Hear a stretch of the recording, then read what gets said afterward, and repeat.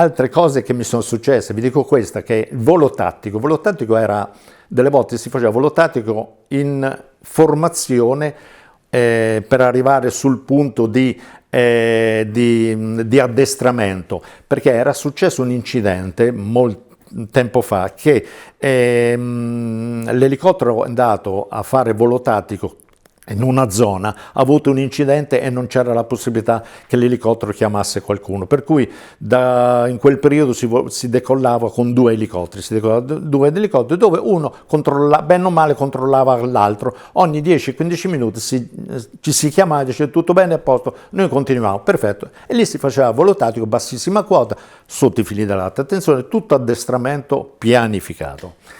E vedevo l'altro elicottero che faceva non evoluzioni, ma però virate molto strette di qua. Vabbè. Finito l'addestramento, dopo 45 minuti all'incirca, si ritorna in base in formazione, per cui stavo dietro. Davanti a me c'era il primo elicottero, io stavo dietro. Cielo azzurro proprio, perfetto, nemmeno una nube, non pioveva. Però sull'elicottero ogni tanto vedevo che esplodeva, dico, ma stiamo prendendo uccellini, ma non vedo niente, poi sentivo, niente, poi vado avanti e vedevo tutto il vetro tutto sporco, ma non riuscivo a capire cos'era. Prendiamo, viriamo sottovento, facciamo l'apertura, atterriamo in piazzola e vedo il primo elicottero davanti a me che apre lo sportello e ricomincia a vomitare. A quel punto ho capito che tutta quella roba che arrivava verso di me era solo vomito, una cosa fuori del normale. Altro addestramento sempre particolare, dal centro aviazione leggera dell'esercito venne l'ordine che ci dovevamo addestrare, perché forse era successo un'avaria a un elicottero, roba del genere. Ci dovevamo addestrare all'avaria al rotore di coda. In poche parole, se perdeva qualche componente del rotore di coda, l'elicottero non era più governabile. Allora ci avevano insegnato che c'era la possibilità di atterrare in una certa maniera, ma vi garantisco che non era molto semplice atterrare in questa maniera. Un giorno siamo andati in volo io e Camillo Saracinelli. Quindi si faceva addestramento sull'aeroporto di Treviso, quindi facevamo il circuito normale. Quando si atterrava io dovevo dare piede destro, per cui l'elicottero si metteva in questa posizione e quindi avevamo una forza centrifuga, quindi il Camillo era attaccato sulla porta dell'elicottero, perché questa forza centrifuga lo teneva schiacciato. Io, bene o male, mi tiro e andavamo giù storti per far finta che avevamo questa avaria. Quando si atterrava, quando stavamo a 1,5 metri, 2 metri dal suolo, l'elicottero, il primo pilota doveva chiudere la manetta, quindi l'elicottero con la diminuzione dei giri si metteva diritto, bene o male, e l'elicottero atterrava. Ma in quel giorno non so cosa è successo, o io avevo il piede, o Camillo aveva piede dentro, abbiamo cominciato a girare come una trottola, Eravamo pure schiacciati con l'elicottero, per cui, e in più poi eravamo a 2 metri dal suolo, per cui in quel momento ho dato io una spedalata forte sinistra e l'elicottero bene o male si è messo dritto e siamo atterrati. Tutto qua, è andata bene. Poi arrivò l'ordine, dopo un po' di tempo, che queste avarie non era proprio il caso di farle, perché era molto, ma molto, molto rischioso fare questo addestramento. E niente, nel 1985 purtroppo il reparto fu chiuso. E venni trasferito a Vittorio Veneto. Lo stesso Vittorio Veneto era un piccolissimo reparto, Treviso era un piccolissimo reparto, perché c'erano 6 piloti ufficiali e 4 piloti sottufficiali, di cui un maresciallo, eravamo noi 3. Ci chiamavano il Trius Fantasticus perché io, Giulio e Camillo eravamo gli unici giovani. Poi c'era un maresciallo della Barba, e il resto erano tutti ufficiali. Anziani che non è che, sì, volavano anche loro, però preferivano fare, quando c'era lo sgombopolino, la Bergena, andavamo sempre noi. E volavamo molto, come ho detto prima, anche 250 ore di volo. Non esisteva né sabato e domenica, non è come adesso esistono straordinari balleari. Non esisteva, quindi si volava anche di sera. Se c'erano delle manifestazioni da fare col 206 si andava il sabato e domenica. Tutto qua. Nell'85, come ho detto, venne chiuso il reparto di Treviso purtroppo e venni trasferito a Vittorio Veneto. Vittorio Veneto era lo stesso, un piccolissimo reparto, piccolo reparto, mi sembra c'erano 7-8 ufficiali piloti e 5-6 piloti sottufficiali. E si volava, sempre questo esercitazioni, sgombro poligono. Si andava a fare Vespri siciliani. Vespri siciliani in quel periodo, non mi ricordo in che anno, si andava in Sicilia e lì si portavano degli ufficiali che dovevano fare delle ricognizioni, e in più anche portavamo dei ufficiali dei carabinieri. Va bene, adesso non sto lì nemmeno a parlare di questi Vespri siciliani. E poi un giorno andai in una zona dove dovevano fare un'esercitazione con questo elicottero, atterrai sulle Garelle. Le Garelle sono dei rettangoli di ferro che usavano gli americani nel periodo della Seconda Guerra Mondiale. E io mi ricordo siamo atterrati su queste Garelle, già non è che mi piaceva tanto, perché siamo atterrati, siamo leggermente scivolati, leggermente di 50 centimetri, e abbiamo spento l'elicottero e l'ufficiale, mi ricordo era un generale, è andato a fare queste esercitazioni, dopo un paio d'ore mi chiamò lontano il suo aiutante di campo e dice: potete mettere in moto che andiamo via. Io ho fatto sì un attimo, quando l'elicottero è in moto voi montate su.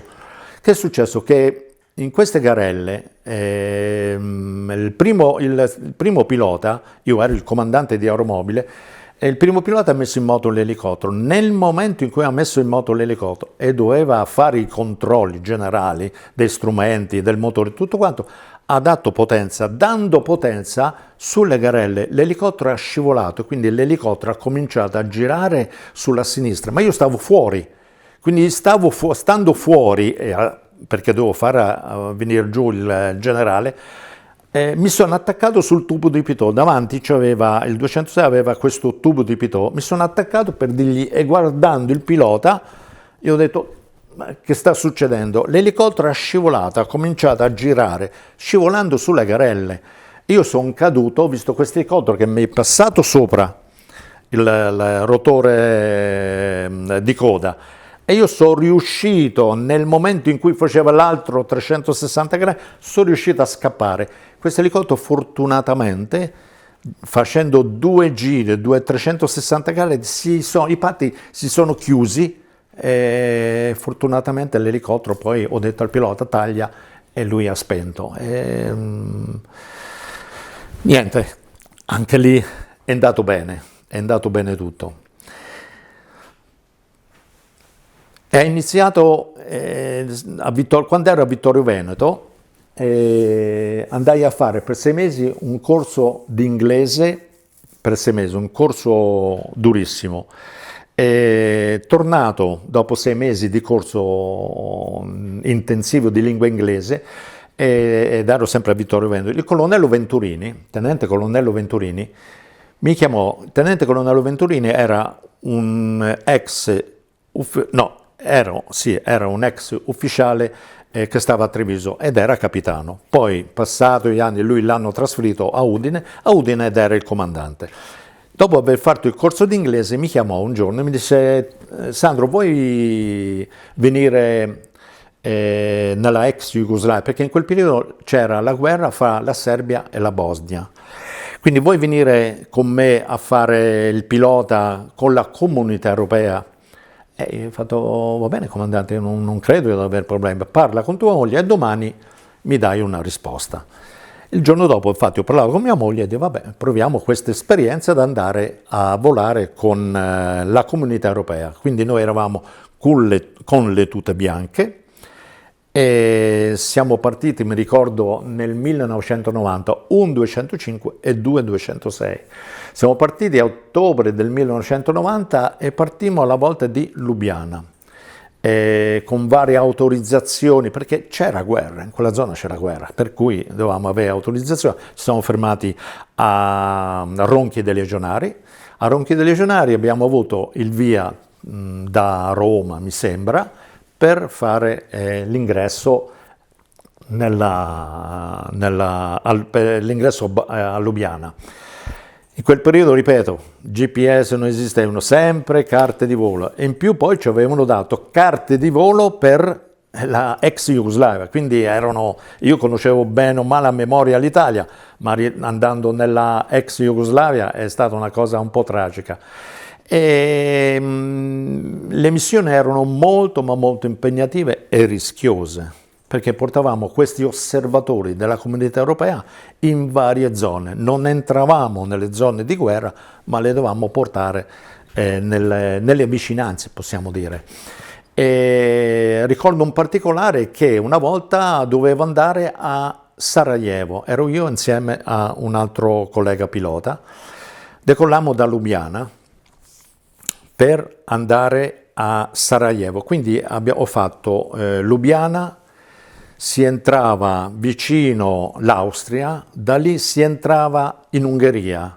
L'Ungheria si atterrava in un aeroporto che si chiamava Kaposvár. Lì facevamo rifornimento. Allora da Lubiana arrivare a Kaposvár era quasi 300 km, quindi un'ora e mezzo di volo abbondante. Poi lì facevamo rifornimento, da lì si decollava per andare a Belgrado, però Belgrado era in guerra. Noi, arrivati sul confine fra l'Ungheria e la Serbia, dovevamo chiedere l'autorizzazione a Belgrado per farci entrare sull'ingresso del border. Spesso e volentieri non ci sentiva, per cui noi con questo 206 bianco, perché era verniciato di bianco questo 206, ci alzavamo fino a 5.000 piedi per poter parlare con Belgrado, e quel giorno mi ricordo che Belgrado non ci sentiva, noi lo chiamavamo per l'autorizzazione all'ingresso. Dopo poco entra in frequenza il controllo di Budapest. Budapest ci chiama e ci dice, guardate, tutto in inglese, guardate che voi state sul confine della Serbia, noi stiamo vedendo dei jet che proprio sta sulla stessa vostra quota e può darsi pure vi stanno aspettando, per cui non entrate assolutamente in Serbia, ma aspettate che Belgrado vi dà l'autorizzazione. Quindi noi, bene o male, siamo rimasti sempre in Ungheria, abbiamo sempre contattato, ma dopo un quarto d'ora ci ha dato l'autorizzazione per l'ingresso, però questi jet noi non li abbiamo visti, però per fortuna che ci ha avvertito Budapest che dovevamo stare molto attenti. Arrivati a Belgrado, abbiamo fatto rifornimento a Belgrado per andare a Sarajevo, quindi altre ore di volo. E siamo arrivati a Sarajevo con il buio pesto, a 10.000 piedi, mi ricordo come adesso, a 10.000 piedi su Sarajevo. Ripeto, non avevamo nulla, non avevamo GPS, non avevamo nulla. Avevo soltanto l'NDB che mi sparava una bellezza, quindi io facevo le prove degli angoli dell'NDB e quindi sopra Sarajevo, su una montagna, c'era un NDB. È lui che mi ha salvato, perché siamo arrivati a 10.000 piedi sopra Sarajevo e fortunatamente sotto c'era la pista illuminata dell'aeroporto di Sarajevo. Io quando sono arrivato sopra ho chiamato la torre di controllo, gli ho detto che era a 10.000 piedi, ho fatto una spirale, piano piano sono atterrato e siamo arrivati giusti, perfetti. È stata proprio un'esperienza unica, ma non è finito. Perché dopo 2 giorni siamo ridecollati da Sarajevo, sempre per Belgrado, e non c'era nessun tipo di problema. Da Belgrado per entrare e uscire dal confine, entrare in Ungheria, a Novi Sad, che sarebbe una città a metà del confine con la Serbia, ci ha preso una tormenta di neve, una cosa fuori del normale, una visibilità che sarà stati sì e no 100 metri. Noi andavamo ad una certa velocità, 100, 120 nodi, 110, e devo dire che noi ci siamo abbassati talmente tanto, non dico, ma eravamo a pelo non dei tralicci dell'alta tensione, però eravamo a 5-10 metri massimo per poter andare via, perché nevicava una cosa fuori del normale, e guardavamo a destra e a sinistra per vedere se prendevamo all'ultimo momento, se vedevamo i fili, ma ci è andata bene, perché dopo Novi Sad c'erano, mi ricordo, queste due grandi ciminiere, ci siamo accorti all'ultimo momento che siamo passati proprio al centro di queste due ciminiere, e dopo Novi Sad si è aperto e siamo riusciti ad atterrare a Kaposvar, e dopo successivamente siamo atterrati a Lubiana. Poi finalmente ci hanno dato un GPS, ma non un GPS come adesso che noi vediamo il terreno, vediamo tutto, un GPS con le coordinate geografiche. Mi ricordo era piccolo, sui 15 centimetri, lì dovevamo inserire le coordinate geografiche dei vari punti, e bene o male ci portava, ma se sbagliavamo una coordinata ci portava tutto da un'altra parte. Non è come adesso che si vola, che è una cosa favolosa. Che succede? Che queste missioni dovevano essere preparate ai minimi termini, minimi dettagli, perché c'era pericolo che eravamo in una zona di guerra. A fine del 1991 il buon colonnello Venturini mi chiamò, mi disse: Sandro, tu sei il più anziano, ti va di prendere l'elicottero e rischierarti a Zagabria. Io dicevo, ma ho capito come andare, però a Zagabria c'è guerra. Non ti preoccupare, lui mi disse, stiamo organizzando tutto per prendere gli elicotteri nostri e portarli tutti quanti a Zagabria. Ho fatto va bene, io ho detto va bene, l'importante è che sia tutto organizzato. Ho detto non ti preoccupare. E infatti dopo, per una settimana, quindi mi avevano dato un settore, una rotta da poter sorvolare ed arrivare a Zagabria. Quindi ad una quota eravamo con l'elicottero bianco, quindi era tutto organizzato nei minimi termini. L'unica cosa è che quando sono decolato da Lubiana per Zagabria, lungo la rotta io vedevo le batterie dei missili che mi seguivano. Io passavo e c'era il buon Silvio Di Bernardo che mi diceva: Sandro, guarda, c'è una batteria che ci sta seguendo. Io guardavo giù, c'era queste batterie di missili che proprio ci seguiva, e io dicevo oddio. Però siamo arrivati a Zagabria senza problemi, e mi ricordo che in quel periodo c'era anche la RAI, e l'ha dato anche come telegiornale che il primo elicottero dopo parecchi mesi è atterrato a Zagabria. Infatti mia moglie mi ha telefonato e ha detto: guarda, ti ho visto per televisione.